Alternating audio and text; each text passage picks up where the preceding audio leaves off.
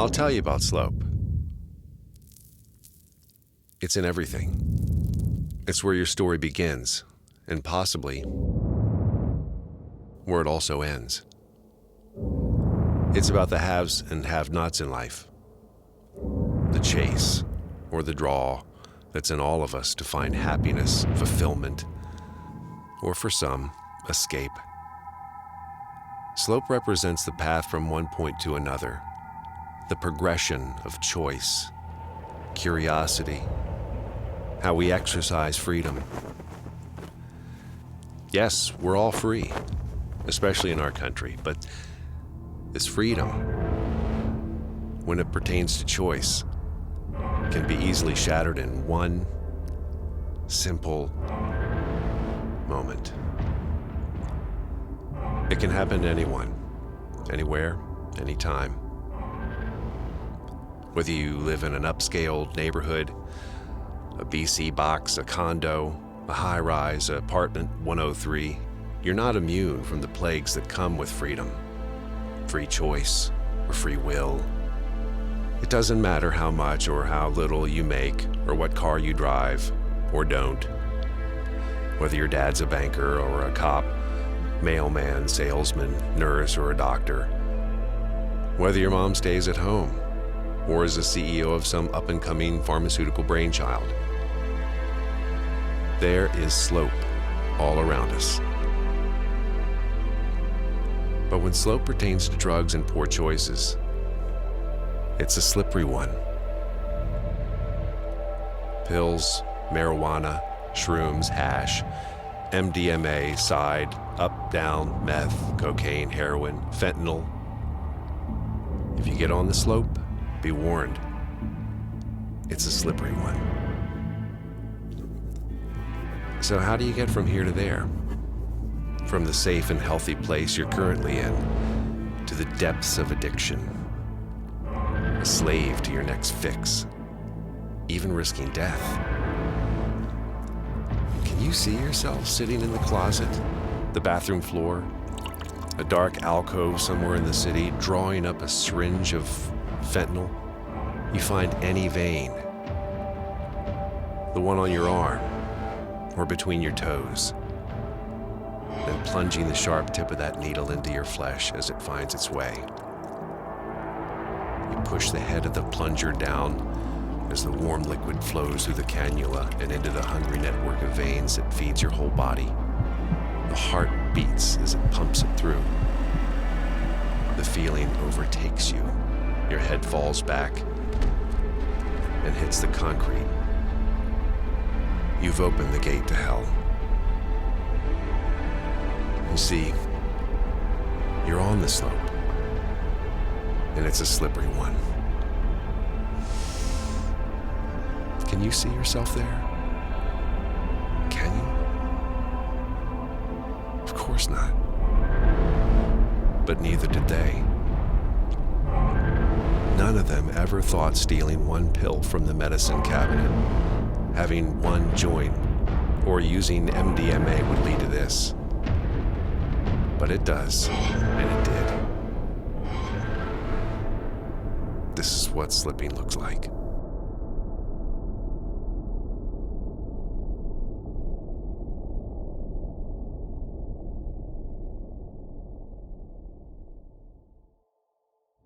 Fentanyl stops you from breathing in addition to everything else that it does. It stops you from breathing, and that's how you die. When you don't breathe, you don't get oxygen. Oxygen doesn't get around to all the vital organs in your body, and your body shuts down.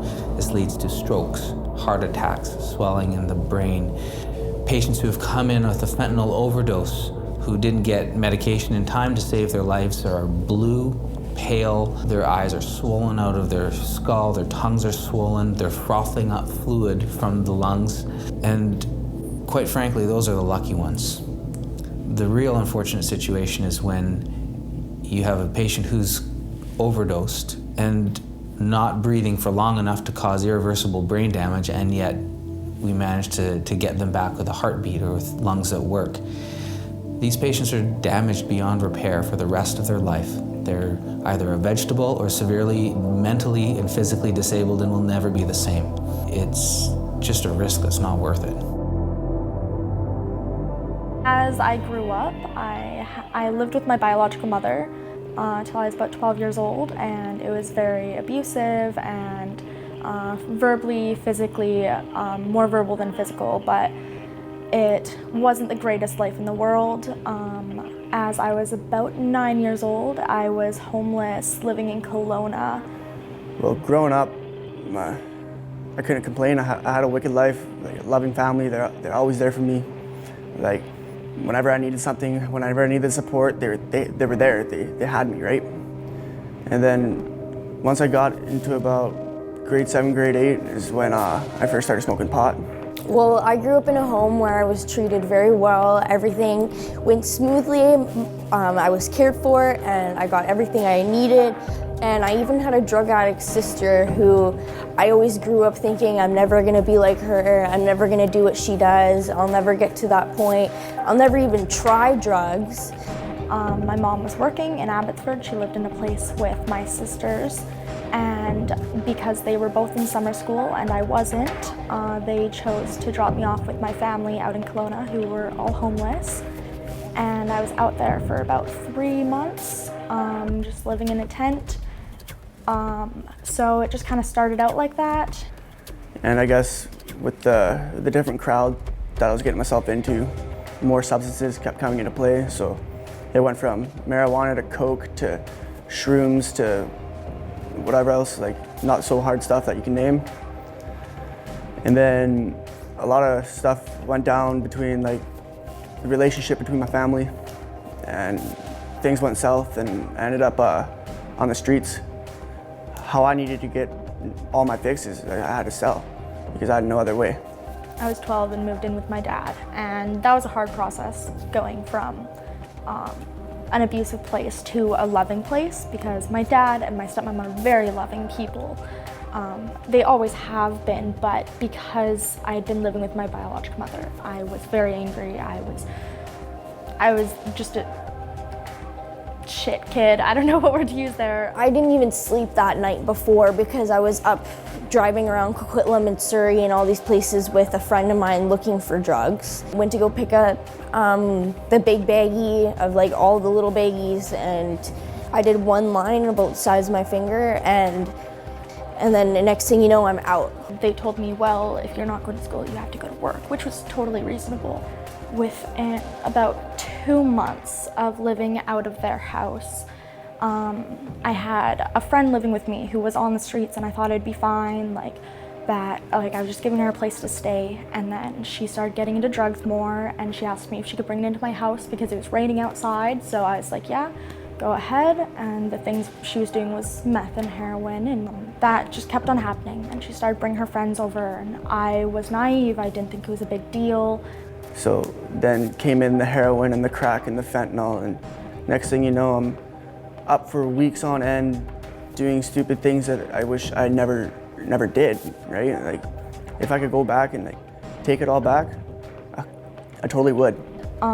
When they moved in and brought into the house, one day someone was like, oh, do you want some? And I had the night off. I was like, well, why not? Like, can't be the worst thing in the world. I'll just try one day and then I'll stop tomorrow. Obviously didn't stop right away. I kept on going. The next day after work, came home, used some more, and I was just using meth at that point. Within a month of that, I lost my job. I lost all the weight on my body. Within 2 months, I lost my place. Got kicked out because I wasn't able to pay for rent. Left all my stuff behind because I was ashamed, so I didn't talk to my parents. I didn't tell them what was happening. I just fell off the face of the earth. And it all started because I thought I'd be fine. I thought one time and it'll be fine. Like, I haven't done anything else. I'm not going to get addicted to it. I'll be totally fine. I started using heroin. I started using fentanyl, and it all just started coming in. And then just 2 months in, I was living on the streets in Tent City. And like, I don't remember anything after that, but my friend told me that he pulled me out of the car because I just turned blue. My face just turned blue. I wake up in the ambulance. Everyone's like screaming. I think they Narcaned me a few times. I think that's why I woke up.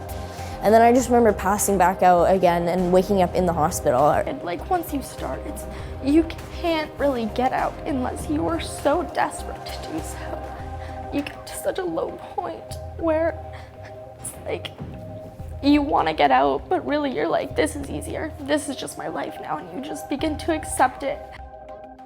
Just kind of shit that doesn't heal, right? So.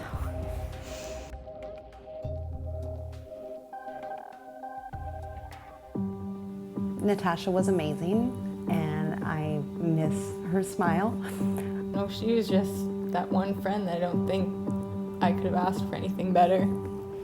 She was irreplaceable. She had such a kind heart. Drugs wasn't something that I thought I would have to worry about. She knew the risks, she knew what was out there, and she got pulled in.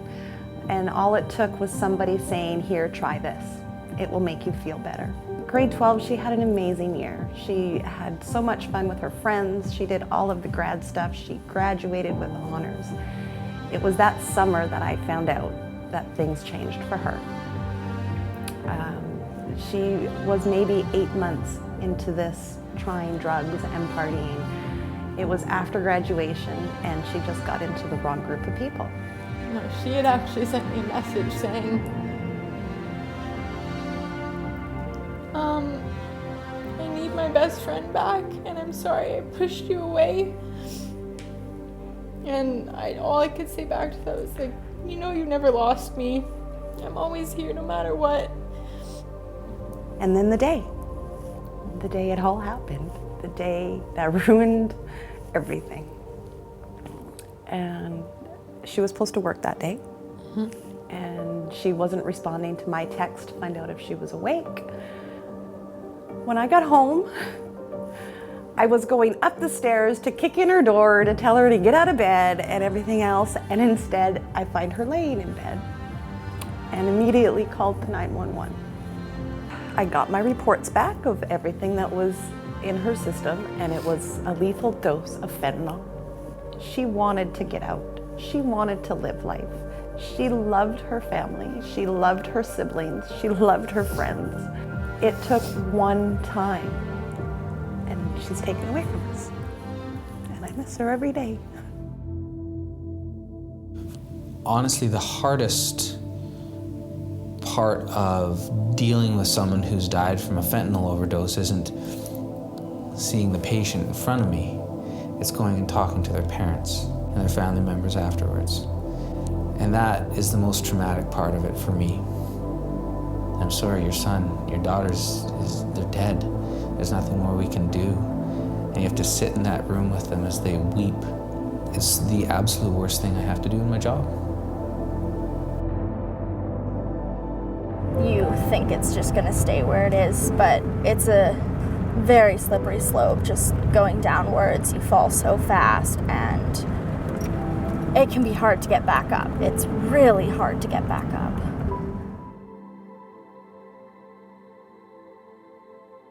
Now I've been a year and a half clean, and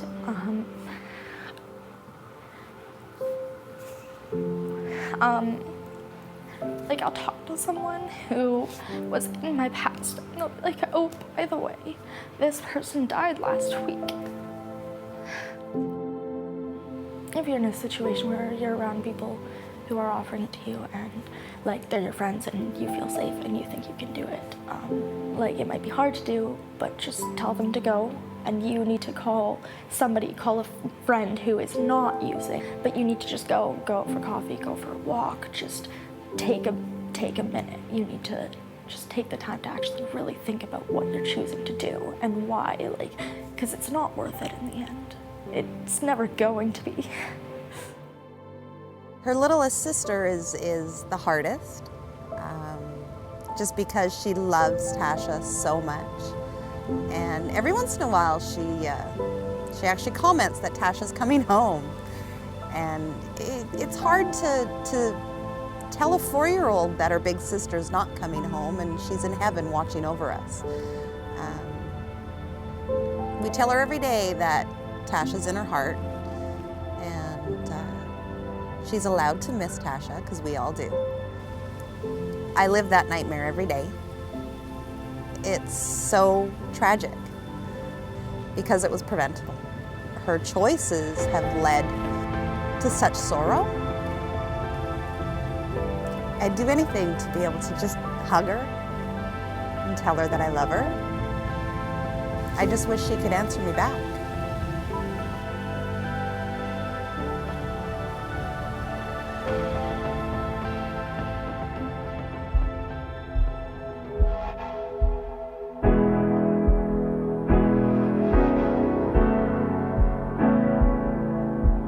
Fire burning in the daylight, wasting our energy.